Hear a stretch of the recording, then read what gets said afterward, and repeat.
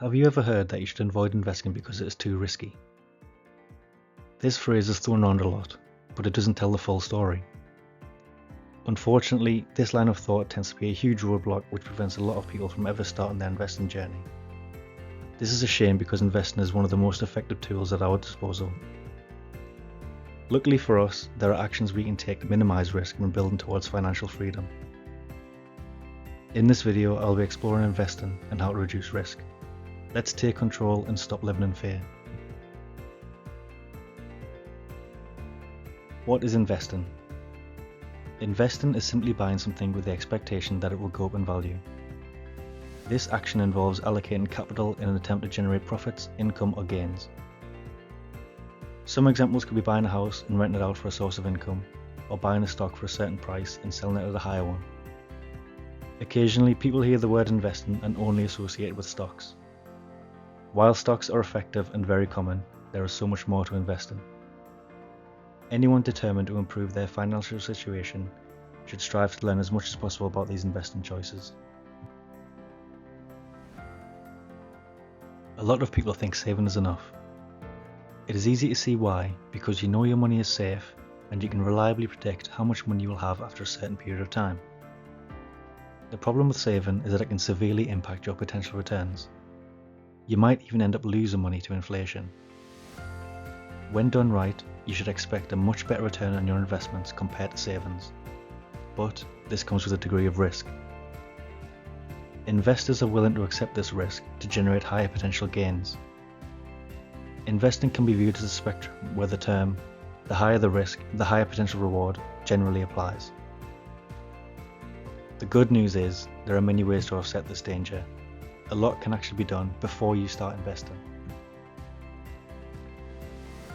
Before we explore methods which reduce risk while investing, I want to cover some things you should consider before you commit your first pound. The first thing you should address is high interest debt.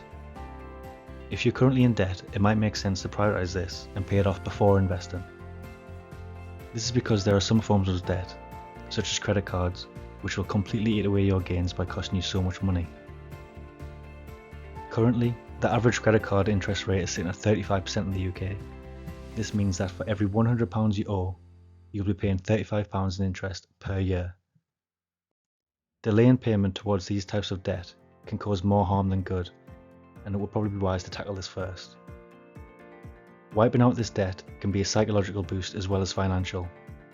Since the debt will be paid off, there will be more disposable income available in your budget, providing more mental clarity and assurance when it comes to investing.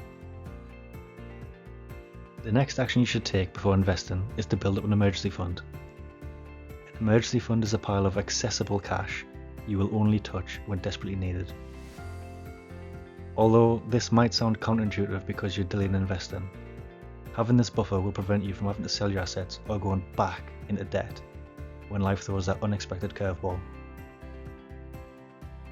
The amount recommended to save up is completely dependent on the individual circumstances. However, a general rule, according to multiple sources, is to have 3 to 6 months of expenses. Make sure to tailor this number to your own situation.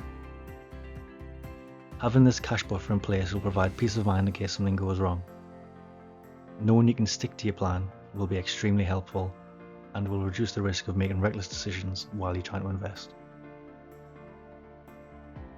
Once these two important matters have been addressed, you need to sit down and make a plan. This will define why you are investing in the first place, what sort of time horizon you're looking at, your overall goals, and your risk appetite. Understanding these basic points will make it much easier to produce an investment strategy that works for you. This will be unique to everyone. Remember, it's called personal finance for a reason. When we reach this point, we are now ready to look at investing. Once you have decided what you're going to invest in, the first way to reduce risk is a method commonly known as dollar cost averaging. This is the process of investing the same amount of money at regular intervals, for example every month, regardless of what the market is doing. This consistent approach removes a lot of the emotional aspect of investing because you aren't stressed now over price fluctuations of your investments. Using this method eliminates the need to time the market and is a great way to make investing regularly a habit. Lump sum investing can yield higher returns, but as always this incurs more risk. Since this video is aimed at reducing risk while investing, DCAing is the most applicable in this scenario. The next method to reduce risk is by diversifying your investments. Let's take a look at stocks. Buying individual stocks can be an effective way to earn a return on your money. When you buy a stock, you are basically relying on the success of that one business. Generally speaking, if a company performs well, the price goes up. The opposite is also true, so if your chosen company performs poorly, you are at risk of losing money. One way to reduce this risk is to invest in an ETF. ETFs are a collection of stocks. These can be made up of a few dozen or a few hundred stocks. The reason this is beneficial is because the return is determined by the average performance of all stocks within the chosen ETF, once again reducing risk but potential reward. The term "don't put all of your eggs in one basket" comes to mind. One company could end up going bust and their price could plummet, but this loss will be averaged out with all the other stocks. This means it's less likely to have catastrophic returns as opposed to relying entirely on one company doing well. This approach avoids the more volatile nature of investing in individual stocks, meaning risk is reduced while the chances of long-term success can increase. The final step to reduce risk is to be mindful of your asset allocation. I've already discussed how investing can be viewed as a spectrum.